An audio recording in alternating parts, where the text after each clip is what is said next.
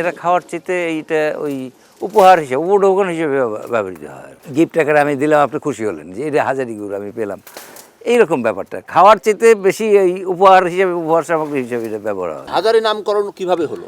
হাজারি নামকরণ হলো মূলত আমার 6 জেনারেশন আগে এক ব্যক্তির নামই ছিল মোহাম্মদ হাজারি। মোহাম্মদ হাজারি ওনার নাম ছিল, এবং উনি এই নিজেই সরাসরি গাছ কাটতেন, গাছ কেটে ওই গুড় তৈরি করতেন। তো সেখানে এটা একটা কথিত ইয়ের মতো আছে, রূপকথার মতো আছে। তো সেই রূপকথাটা হচ্ছে এরকম যে উনি ওই একদিন সন্ধ্যাবেলায় উনি গাছ কাটতেছেন, তো উনি গাছ কেটে নাকি নিচে নামছেন। তো সেই সময় পাশ দিয়ে এক দরবেশ টাইপের একজন মানুষ ওই আসতেছিলেন আর কি। তো এসে বলে যে আমাকে পানি খাও, যে একটু মানে হতবাক যে এই সময়ের মধ্যে বেশ পরিমাণ রস অলরেডি হাড়ের মধ্যে জমা হয়ে গেছে। সৌজন্যে বেঙ্গল মিশ্র সার। প্রিয় দর্শক, শীত মানেই খেজুরের রস এবং গুড় নিয়ে এক ধরনের মাতামাতি। তবে খাঁটি খেজুরের গুড় কোথায় পাওয়া যায়, কিভাবে চেনা যায়, তা নিয়ে সবসময় এক ধরনের সংশয় থাকে। আমরা এসেছি মানিকগঞ্জের হরিরামপুরের ঝিটকা শিকদার পাড়ায়। এখানকার হাজারি গুড়ের নাম এবং ঐতিহ্য ছড়িয়েছে দেশ থেকে বিদেশেও। আমরা এই হাজারি গুড় কিভাবে তৈরি হয়, পাশাপাশি খাঁটি খেজুরের গুড় কিভাবে চেনা যায়, তাও জানার চেষ্টা করব। আর সঙ্গে আছি আমি মনির ইসলাম মিন্টু।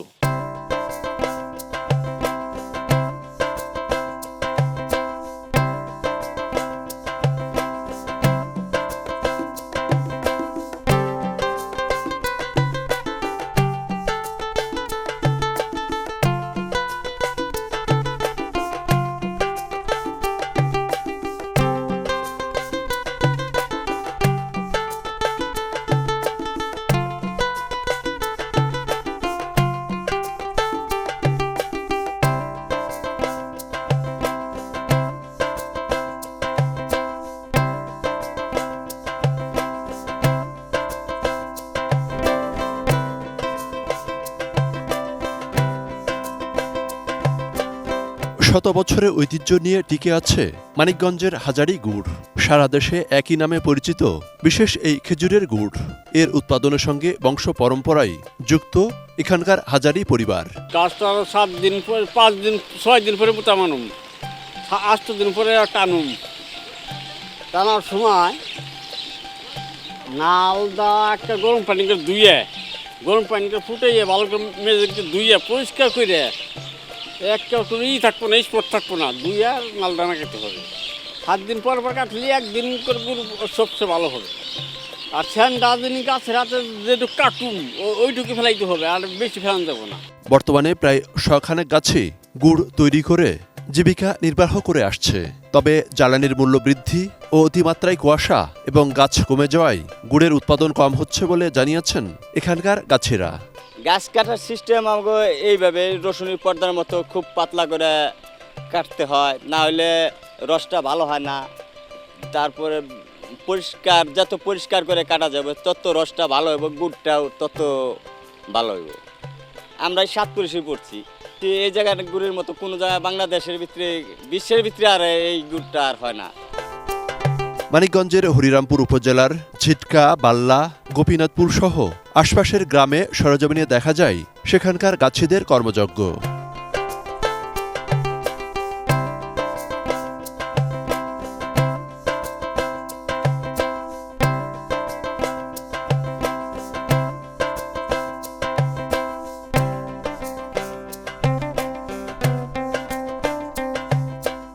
দর্শক, চেষ্টা থাকে এই হাজারি গুড়ের যে রস সেটি সূর্য ওঠার আগেই পেড়ে ফেলা, এবং এরপর শুরু হয় নানা প্রক্রিয়া।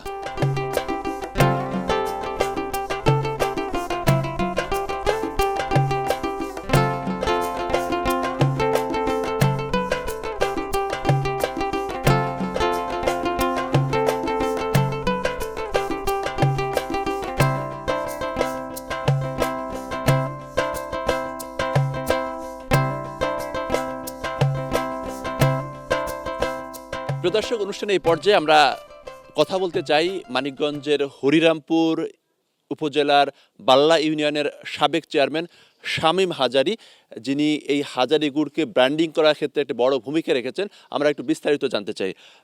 শামীম হাজারি ভাই, আমাদের কৃষি প্রযুক্তি অনুষ্ঠানে আপনাকে স্বাগতম। Thank you. আচ্ছা, আমরা একটু জানতে চাই যে হাজারি গুড় সেটি তো অনেক বছরের ঐতিহ্য, এবং এটাকে ব্র্যান্ডিং করার ক্ষেত্রে আপনার একটা বড় ভূমিকা রয়েছে। তো সেই ব্র্যান্ডিংটা আসলে কিভাবে কি করে শুরু হয়েছিল একটু যদি বলেন। এই গুড়টা যে তৈরি হয়, এই তৈরি গুড়টার স্বাদটা একটু ডিফারেন্ট টাইপের, মানে সাধারণ গুড়ের মতো ইয়ে না, নর্মাল গুড়ের মতো। আপনি এই তৈরি হচ্ছে কিছুক্ষণ পরে আপনি বুঝতে পারবেন। আর যে এর যে সেন্ট, যে গন্ধটা, সুগন্ধটা, এই সুগন্ধটা একটা আলাদা একটা ইয়ে আছে, মানে এর মধ্যে বৈশিষ্ট্য আছে। গাছ কাটার সময় এটাকে যেমন নাকি সাধারণত দেখা যায় যে একটা ওই নাল যে সেট করা হয়, যে যেটা দিয়ে রস এসে পড়ে আর কি, সেই নালটা অন্যান্য গুড়ের ক্ষেত্রে একবার যখন নাকি আপনি লাগায় দেয়, ওটা সারা বছর ওই একটা নাল দিয়ে এই গুড় এই রস পড়তে থাকে। কিন্তু এটা তা হবে না, ওই প্রতিদিন যখন নাকি এইভাবে চেঞ্জ করতে হয়, ওই নালটাকে খুলে এনে করতে হয়, গরম পানি দিয়ে পরিষ্কার টরিষ্কার করে আবার শুকায় নতুন করে লাগাইতে হয়। এইভাবে ওই কাটার মধ্যেও সব গাছই কিন্তু কাটতে পারে না। হাজারি গুড়ের যে রস, এটা বের করার ক্ষেত্রে কিছু আছে, টেকনিক্যাল কিছু ব্যাপার আছে, যেটা সব গাছই এটা করতে পারে না।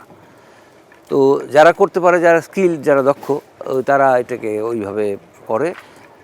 করার পরে এটাকে যে জাল দেওয়ার মধ্যে কিছু স্পেশাল ক্যাটাগরি আছে। তো দেখা যাচ্ছে একেবারে সাদার মতো হয়ে যাচ্ছে। হ্যাঁ, ওই নামায় নিয়ে আসার পরে যখন এই ঘুটবে, ঘোটার পরে এটা ধীরে ধীরে সাদা হয়ে যাবে। বাহ, মানে এই ঘোটার মধ্যে আসলে অনেক ঘোটার মধ্যে একটা কারিশমা আছে। যুক্ত। আমি হাজারি গুড় বানাইতেছি আজ 5 বছর। 5 বছর। গাছ কাটতেছি প্রায় 27-28 বছর। 27-28 বছর। আচ্ছা, এটা কি পাটালি গুড় হবে না ঝোল গুড় হবে? পাটালি গুড়। পাটালি গুড়। হ্যাঁ। ও আচ্ছা আচ্ছা, অনেক সাদা হয়ে যাচ্ছে। আচ্ছা, আপনার কাছে একটু জানতে চাই যে আসলে একেবারে শুরু থেকে শেষ পর্যন্ত আপনার কাছে প্রক্রিয়াটা একটু জানতে চাই। মনে করেন এই যে এই গাছ কাটার সময় 7 দিন পরে 2 দিন কাটা লাগে, তারপরে নাল লাগে, তারপরে মনে করেন নাল নতুন আরই গরম পানিতে ধোয়া লাগে, করা লাগে। ও একেবারে সাদা হয়ে যাচ্ছে তো। হ্যাঁ।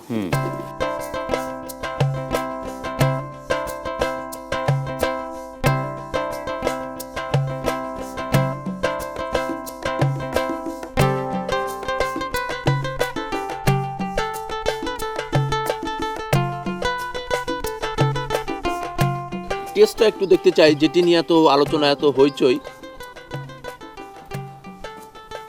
একেবারে দর্শক সাদা, মানে সাদা গুড় হতে পারে, সেইটা বেশ আমার কাছে একটু অকল্পনীয় ছিল। স্বাদটা দেখি।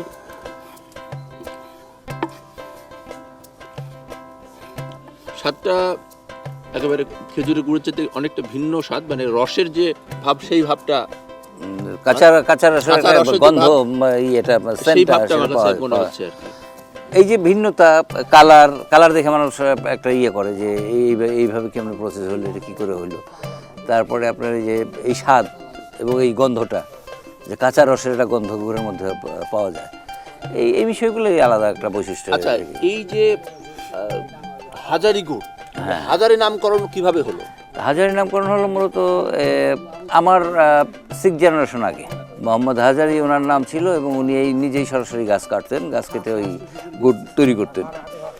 তো সেখানে এটা একটা কথিত ইয়ের মতো আছে, রূপকথার মতো আছে। তো সেই রূপকথাটা হচ্ছে এরকম যে উনি ওই একদিন সন্ধ্যাবেলায় উনি গাছ কাটতেছেন, তো উনি গাছ কেটে নাকি নিচে নামছেন। তো সেই সময় পাশ দিয়ে এক দরবেশ টাইপের একজন মানুষ ওই আসতেছিলেন আর কি। তো এসে বলে যে আমাকে তুমি পানি খাও, আমি তৃষ্ণার্ত। তো তখন সে বলতেছে এখানে তো আশেপাশে কোনো নেই, বাড়িঘর নাই, তোমার আমি পানি খাওয়াবো কোথেকে? কথা তুমি আমার রস খাও। তো সে বলতেছে যে আমি ওই হাজারি যিনি গাছ কাটেন, উনি বলতেছে যে কেবলমাত্র আমি গাছ কেটে নামলাম, রস তো হয় নাই, এটা সারা রাত ধরে রস পড়বে, সকালবেলা আমি পারবো, তখন সে রস হবে, এখন তো রস হয় নাই, বা তুমি যতটুকু হয়েছে ওইটুকু নিয়ে আসো। তো উনি গাছে উঠছে, ওনার নির্দেশ মতো গাছে ওঠার পরে সে যে একটু মানে হতবাক, যে এই সময়ের মধ্যে বেশ পরিমাণ রস অলরেডি হাড়ের মধ্যে জমা হয়ে গেছে।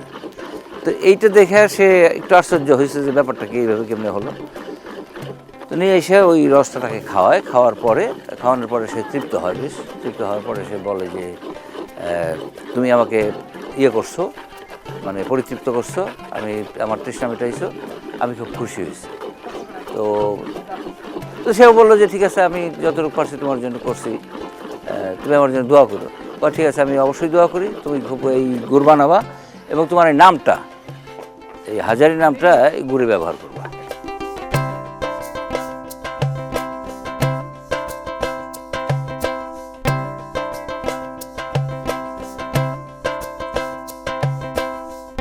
এই গাছ কাটার থেকে শুরু করে এই অনেক প্রক্রিয়ার মধ্যে দিয়ে হ্যাঁ, চলতে হয়। এই শীতের ভিতরে এই শেষ রাত্রে উঠে আবার গাছগুলো থেকে রস সংগ্রহ করা, সেগুলোকে এইভাবে তৈরি মানে করে ভোরের মধ্যেই আর কি এই সব রসগুলো সংগ্রহ করা হয়। হ্যাঁ সংগ্রহ করা হবে।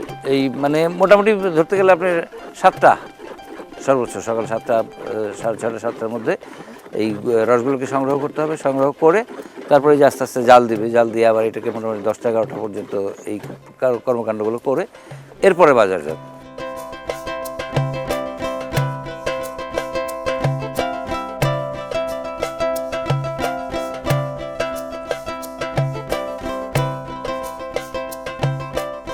প্রিয় দর্শক, এখানে নারী পুরুষ সমান তালে তাদের যে বিখ্যাত হাজারি গুড়, সেই হাজারি গুড় তৈরি করেন। আমরা একটু কথা বলতে চাই আরেকজনের সাথে। আপনার নামটা একটু জানতে চাই। আসসালামু আলাইকুম, আমার নাম মোসাম্মদ স্বপ্না আক্তার। আমি আসলে মানে সকাল থেকে এখানে থাকি, মানে জাল দেওয়ার থেকে শুরু করে প্যাকেটিং করা পর্যন্ত সম্পূর্ণটাই মানে আমার থাকে। এই গুড় বানানো হইলে আমি সিল দেই, তারপরে প্যাকেট করি, কাগজ দিয়ে পেঁচাই, প্যাকেটিং করে কার্টন করে তারপরে আর কি আমার কাজ শেষ। আচ্ছা, সিল দেন বলতে কি সিল দেন? সিল দেন, ওইখানে একটা হাজারির আছে, সিল আছে, ওইটা গুড়ের উপরে সিল মারতে হয়। আচ্ছা, এই সিলটা কি আপনারাই নিজেরাই তৈরি করেছেন না কেউ দিয়েছেন? না না, এটা ওই যে হাজারির ভাই দিছে আর কি।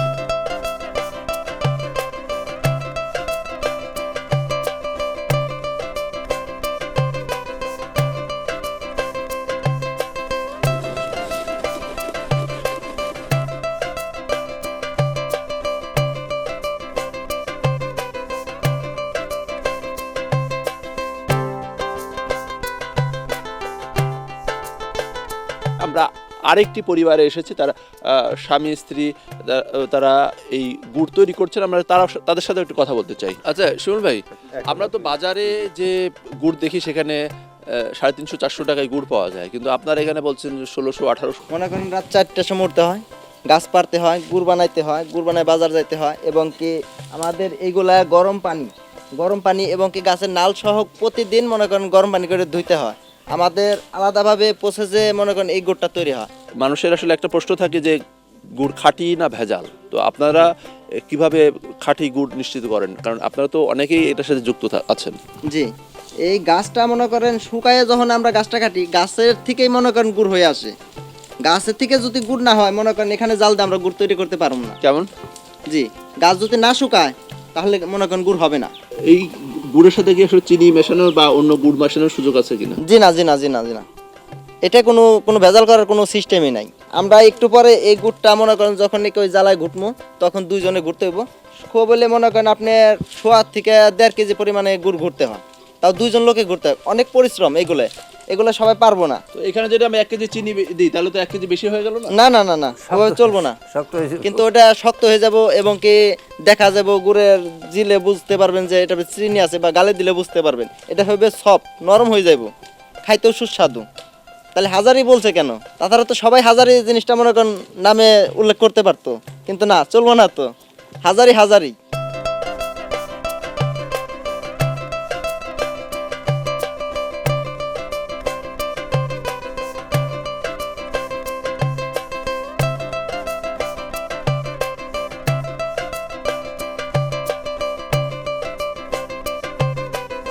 একা তো এই গুড় হাজারি গুড় তো একা ঘুটা যায় না, মনে করেন দুজন ছাড়া ওইটা তো সম্ভব না।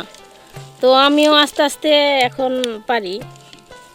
আপনিও শিখে গেছেন? জি, এটা তো চিনি দেওয়া যায় না, চিনি ছাড়া গুড় আর কি হাজারি গুড় বানাতে হয়, আর দুজন ছাড়া তো এই গুড় অতটা হয় না। চিনি দিলে তো আরো সাদা হয়। না, চিনি দিলে আর কি গুড়টা অতটা হয় না, যে যেরকম মনে করেন যে ওইটা তো চিনি দিলে শক্ত হয়ে যায়, আর এটা আর কি চিনি ছাড়া বানায়, ওইটা নরমই থাকে।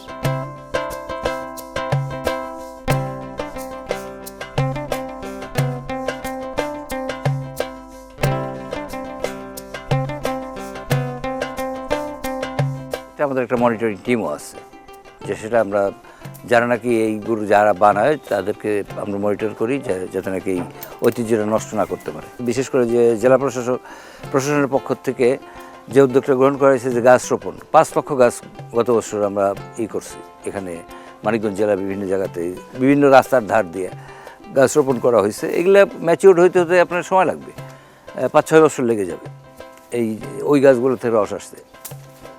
সেই সময়টা পর্যন্ত আমাদের একটু অপেক্ষা করতে হবে, তখন উৎপাদন যদি বেড়ে যায় সেটাকে আমরা রপ্তানি করে হয়তো এই দেশের অর্থনীতির ক্ষেত্রে একটা ভূমিকা রাখতে সক্ষম হবে হাজারি। এখানে চাহিদা ধরেন আপনি আপাতত যেটা আমাদের দেশীয় চাহিদা তাতে প্রতিদিন 300-400 কেজির মতো চাহিদা আছে, আমি যেহেতু স্টাডি করে দেখছি।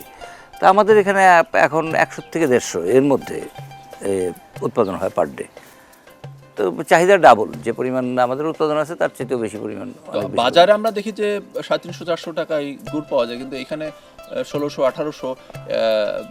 এটির আসলে এত দাম হওয়ার কারণ কি? এটা তো একটা বিষয় হচ্ছে কি, আপনাকে এটা মানতে হবে যে ব্র্যান্ড একটা বিষয়, যে সারা বিশ্বব্যাপী আমাদের ব্র্যান্ডিং ব্যাপারটাকে কিন্তু আলাদা মূল্যায়ন হয়ে থাকে সাধারণত। একটা ইন জেনারেল যে এটা তার সাথে একটা পার্থক্য আছে। তো ওই ব্র্যান্ডিংয়ের কারণেই এর মূল্যটা অটোমেটিকলি বেড়ে যায়। আর যেহেতু চাহিদা আছে, মানুষ নিচ্ছে, খড়িরও একটা খরচ আছে। কারণ এখানে যে এগুলো যে খড়িগুলো আছে সেগুলোকে বাইরের থেকে এদের কালেক্ট করতে হয়, সব তো আর এখানে হয় না। যে খড়ি উৎপাদন হয় যেটা, সেটা তো এতে কাভার করে না। এটা মূলত ব্যাপারটা হয়েছে কি, আসলে নিজেরা খাওয়ার চেতে এইটা ওই উপহার হিসেবে উপঢৌকন হিসেবে ব্যবহৃত হয় আর কি। যে এটা ওই একজনকে আমি গিফট করলাম, যে এটা একটা খুব লুব্রিকেন্ট একটা জিনিস হিসেবে এটা ওই গিফট আকারে আমি দিলাম, আপনি খুশি হলেন যে এটা হাজারি গুড় আমি পেলাম।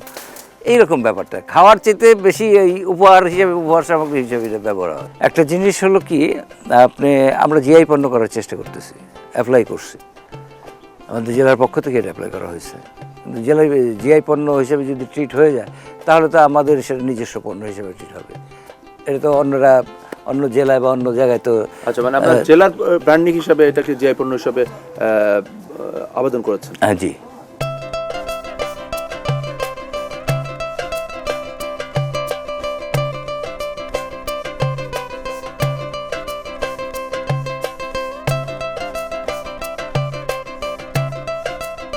আমাদের আগের যারা সহকর্মী ছিলেন জেলা প্রশাসক হিসেবে, ওনারা খেজুর গাছ রোপণের কর্মসূচি হাতে নিয়েছিলেন। আমি ওই কর্মসূচিটা এগিয়ে নিয়ে যাচ্ছি। এই বছর আমরা কিছু খেজুর গাছ রোপণ করেছি, আগামী বছরও আমাদের খেজুর গাছ রোপণ করার পরিকল্পনা আছে এবং আমরা গাছিদের প্রশিক্ষণের একটা কার্যক্রম হাতে নিব, যাতে গাছিরা টেকসই পদ্ধতিতে খেজুর গাছ থেকে রস সংগ্রহ করতে পারে, যাতে গাছের দীর্ঘমেয়াদী কোনো ক্ষতি না হয়, দীর্ঘমেয়াদী রস প্রাপ্তি যাতে অক্ষুণ্ণ থাকে।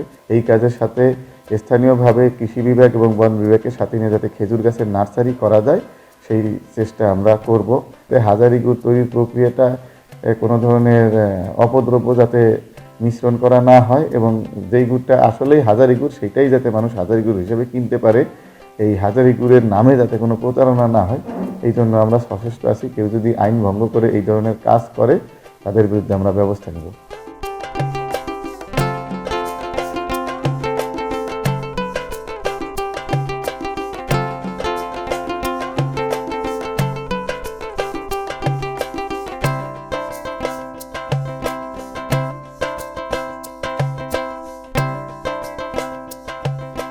প্রিয় দর্শক, এ যেন গুড় নয়, সন্দেশ, অনেকটা ক্যাডবেরি চকলেটের মতো। এই গুড় দেখতে যতটা আকর্ষণীয় হোক না কেন, আপনারা দেখলেন যে এর তৈরির প্রক্রিয়া সেটি কিন্তু বেশ জটিল। মানিকগঞ্জের হরিরামপুরের এই হাজারি গুড়ের খ্যাতি ছড়িয়ে পড়ুক আরও বেশি বেশি এবং এর প্রসার ঘটুক, এই প্রত্যাশা রেখেই শেষ করছি আমাদের আজকের কৃষি প্রযুক্তি অনুষ্ঠান। আগামী সপ্তাহে দেখা হবে ঠিক একই সময়ে। সবাই ভালো থাকুন, সুস্থ থাকুন, আর টি নিউজের সঙ্গেই থাকুন।